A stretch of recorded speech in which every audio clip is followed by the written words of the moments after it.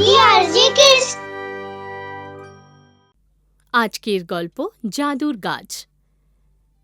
এক গ্রামে দুই বন্ধু থাকত, রমন আর কিষণ। কিষণ খুব গরিব ছিল, গরু ভেড়া লালন পালন করে জীবনযাপন করত আর খুবই সৎ ছিল। কিন্তু রমন তেমনটা ছিল না। ও ধনী ছিল, তাও আরও পয়সার লোভ ছিল। ওর কাছে অনেক জমি জমা ছিল, বড় বাড়ি আর অনেক টাকা পয়সা ছিল। ওর ক্ষেতের কর্মচারীদের ও খুব জ্বালাতো। এত আস্তে আস্তে কাজ করছো কেন? তাড়াতাড়ি হাত চালাও। মালিক, কাজ করতে করতে হাঁপিয়ে গেছি, একটু বিশ্রাম করে নি। না, বিশ্রাম করার কোনো দরকার নেই, আগে কাজ শেষ করো। এইভাবেই সব কর্মচারীর সাথেও দুর্ব্যবহার করত। অন্যদিকে কিষানের ব্যবহারে সবাই খুশি হতো। কিষান, তুমি আমার গরু ভেড়াদের এত ভালোভাবে দেখাশোনা করো যেন ওরা তোমার নিজের লোক। মালিক, ওরা তো আমার আপনই, ওদের সাথে আমার খুব ভালো লাগে। আমি ওদের আনন্দ রাখে বলেই তো ভগবানও আমাকে আনন্দে রাখে। তোমার তুলনা হয় না। আচ্ছা ঠিক আছে, তুমি ওদেরকে নিয়ে যাও। আচ্ছা মালিক। কিষান জঙ্গলের দিকে বেরিয়ে পড়ে গরু ভেড়াদের চড়ানোর জন্য। দুপুরে ঘুম আসলে ও ওখানেই ঘুমিয়ে পড়ে। সন্ধেবেলায় যখন বাড়ি ফেরার সময় হয়, তখন কিষান খেয়াল করে ওর একটা গরু উধাও। আরে, আরেকটা গরু গেল কোথায়? কি জানি কোথায় চলে গেল। মালিক যদি জানতে পারে আমাকে মেরেই ফেলবে। এখন আমি কি করব? ও চিন্তায় এদিক ওদিক খুঁজতে শুরু করে, কিন্তু কোথাও গরুটা পায় না। তখন ও ভাবে, গরুটাকে তো কোথাও পেলাম না। এইভাবে খুঁজতে থাকলে অনেক দেরি হয়ে যাবে। বরং আমি এদের সবাইকে বাড়িতে রেখে আসি, তারপর রাতে গরুটাকে খুঁজতে বেরোবো। মালিকের আসার আগে পেয়ে যাব। এই চিন্তা করে ও বাকি গরুগুলোকে জমিদারের বাড়ি পৌঁছে গোয়াল ঘরে বেঁধে দেয়। ওখানে একটা গরু কম আছে, সেটা কেউ বুঝতে পারে না। তারপরও নিজের বাড়ি যায় আর নিজের মাকে বলে, মা, আমি একটা বড় বিশাল ভুল করেছি। কি হয়েছে বাবা? মা, আজকে জঙ্গলে যখন পশু চড়াতে গেছিলাম, তখন তন্দ্রা আসে আর আমি ঘুমিয়ে পড়ি। সন্ধ্যাবেলা যখন ঘুম ভাঙে দেখি একটা গরু উধাও। অনেক খুঁজলাম কিন্তু পেলামই না। বাবা, এ তুই কি বলছিস? মালিক জানতে পারলে তো বিরাট বিপদ হবে। মা, রাতে জঙ্গলে যাব গরুটাকে খুঁজে বের করতে। মালিক শহরে গেছেন, উনি কাল সকালে আসবেন। ততক্ষণে আমি গরুটাকে খুঁজে আনবো। ঠিক আছে বাবা। রাতে কিষণ গরুটাকে খুঁজতে বেরোয়। খুঁজতে খুঁজতে ও জঙ্গলে পৌঁছে যায়। ওখানে একটা গাছের নিচে এক বয়স্ক লোক বসেছিল। বাবা, আপনি কি এই রাস্তা দিয়ে কোনো গরু যেতে দেখেছেন?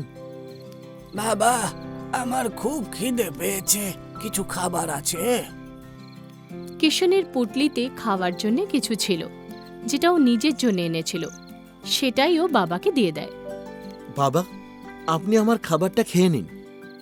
কিন্তু বাবা, তুমি কি খাবে তাহলে? কোনো ব্যাপার না বাবা, আমার খিদে পায়নি। বাবা কিষণের দেওয়া খাবার খান, তারপর বলেন, বাবু, কিছুটা দূরত্বের মধ্যে একটা ঘাটি আছে এখানে, হয়তো তোমার গরু ওখানে চলে গেছে। কিষণ বাবাকে ধন্যবাদ বলে ওখান থেকে বেরিয়ে পড়ে। কিন্তু জঙ্গল শেষই হচ্ছিল না আর অনেক রাত হয়ে যায়। ক্লান্ত হয়ে কিষণ ওখানেই একটা গাছের নিচে বসে পড়ে। ওর খুব খিদে পায়। খুব খিদে পেয়েছে, যদি খাওয়ার জন্য কিছু পেতাম। কিষণ যেই খাবার কথা বলে, ওর সামনে খাবারে ভর্তি একটা থালা এসে উপস্থিত হয়। আরে, এই খাবার কোথা থেকে এলো? ও তাড়াতাড়ি সব খাবার খেয়ে ফেলে। তারপর ওর ঘুম আসে। ও বলে, যদি এখানে বিছানাও পাওয়া যেত।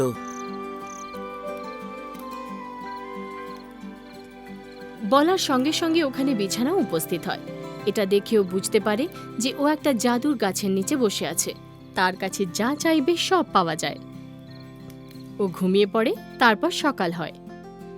আমার গরুটাকে ফেরত পেলে ভালো হতো। ওর কথা শেষ হতে না হতেই গরু সামনে এসে উপস্থিত হয়। ও খুব খুশি হয়ে যায় আর চিন্তা করে ওর কিছু দরকার হলে ও এখানে এসে গাছের কাছে চেয়ে নেবে। দারুণ তো, আমার কিছু দরকার পড়লে আমি গাছের কাছে এসে চাইবো। অনেক অনেক ধন্যবাদ গাছ।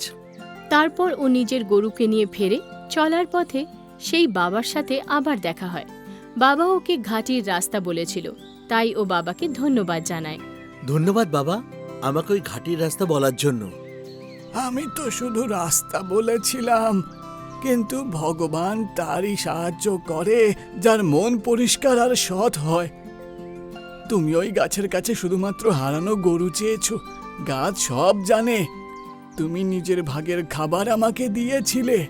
ভগবান তোমার মঙ্গল করুক। তারপর কিষান নিজের বাড়ির দিকে রওনা দেয়। বাড়ি পৌঁছে ও সব কিছু মাকে জানায়। বাবা, তুই তো খুব ভালো কাজ করেছিস। সব সময় এরকম সৎভাবেই কাজ করবি। এখন যা, মালিকের গরুটা দিয়ে আয়। কিষান গরু নিয়ে জমিদারের বাড়ির দিকে এগোয়। রাস্তায় ওর দেখা হয় বন্ধু রমনের সাথে। আরে কিষান, এই সকাল সকাল গরু নিয়ে কোথায় যাচ্ছিস? আরে কি বলবো তোকে, কালকে এই গরুটা জঙ্গলে হারিয়ে গেছিল। তারপর কিষান রমনকে জাদুর গাছের ঘটনা খুলে তুই বলে। সত্যি কথা বলছিস কিষান? হ্যাঁ হ্যাঁ সত্যি, ওই গাছের জন্যই আমি গরুটাকে খুঁজে পেয়েছি। এই কথা শুনে রমনের খুব লোভ হয়। ও চিন্তা করে ও ওই গাছের নিচে অনেক ধন সম্পত্তি চাইতে পারবে। জাদুর গাছ যা চাইবো তাই পাবো? তাহলে তো আমি অনেক ধন সম্পত্তি নিয়ে আসবো। না বন্ধু, এরকম করিস না, লোভ করা ঠিক না। তাছাড়াও তোর কাছে তো সবকিছু আছে। আরে ধন সম্পত্তি কখনো বেশি হয় না, আমি এগোই, বুঝলি? রমন আনন্দে আত্মহারা। পরের দিন অনেকগুলো ব্যাগ নিয়ে সেই গাছের উদ্দেশ্যে বেরিয়ে পড়ে। হাঁটতে হাঁটতে ও বাবার কাছে গিয়ে পৌঁছয়। আচ্ছা, এই জাদুর গাছটা কোথায়? তাড়াতাড়ি বলো। বাবা, আমার খুব খিদে পেয়েছে, আগে খাওয়ার জন্য কিছু দাও। আমার কাছে খাবার জন্য কিচ্ছু নেই। আমার খাবার তোমাকে দিয়ে দিলে আমি কি খাবো? শিগগিরই রাস্তাটা বলো। বাবা রমনকে ঘাটির রাস্তা বলেন। ও গাছের কাছে পৌঁছায়। তারপর গাছের নিচে গিয়ে বলে, আমাকে অনেক ধন সম্পত্তি দাও, এত সম্পত্তি দাও যে চোখের সামনে যেন শুধু সম্পত্তিই দেখতে পাই। কিন্তু গাছ কোনো ধন সম্পত্তি দেয় না। রমনের খুব রাগ হয়। আরে তাড়াতাড়ি দাও, আমার অনেক ধন সম্পত্তি চাই। তারপর গাছের নিচে ধন সম্পত্তি উপস্থিত হয়। আরে বাহ কিষান, তুই তো ঠিকই বলেছিলি, এটা তো জাদুর গাছ। এবার দেখিস আমি কত বড় লোক হয়ে যাব। রমন তাড়াতাড়ি সব ধন ব্যাগে ভরতে শুরু করে। ও নিজের কাজে এত ব্যস্ত হয়ে পড়ে যে খেয়াল করে না ওর চারিদিকে ধন সম্পত্তি ভর্তি হয়ে যায়। আস্তে আস্তে ও ধন সম্পত্তিতে ঢাকা পড়ে যায়। তারপর ও নিঃশ্বাস নেওয়ার মতো জায়গাও পায় না। আরে আমাকে বাঁচাও, আমি কি করব, নিঃশ্বাস নিতে পারছি না যে। এ কি, আমার হাত পাও দেখছি সম্পত্তির মধ্যে ঢুকে গেছে। আরে কেউ বাঁচাও। ও জোরে জোরে চিৎকার করতে শুরু করে। ওর দম বন্ধ হয়ে আসে। তখনই ওখানে বাবা আসেন, আর হঠাৎ সব ধন উধাও হয়ে যায়। ধন সম্পত্তি পেলে? আমাকে ক্ষমা করে দিন বাবা, আমার ধন সম্পত্তি চাই না। আজ আমার লোভই আমার প্রাণ নিচ্ছিল, আমি আর কখনো লোভ করব না। ও গাছের কাছেও ক্ষমা চায়। জাদুর গাছ, আমাকে ক্ষমা করে দাও। তখন বাবা বলেন, কিষান কোনো লোভ করেনি, ও বিপদে পড়েছিল, তাই ও যা চেয়েছে গাছ ওকে দিয়েছে। কিন্তু তুমি লোভের জন্য এখানে এসেছিলে, সেই জন্যই তোমার সাথে এসব হয়েছে। এরপর রমন শুধরে যায় আর কখনো লোভ না করার শপথ নেয়, আর অন্যদের দুঃখ কষ্ট বুঝতে শুরু করে।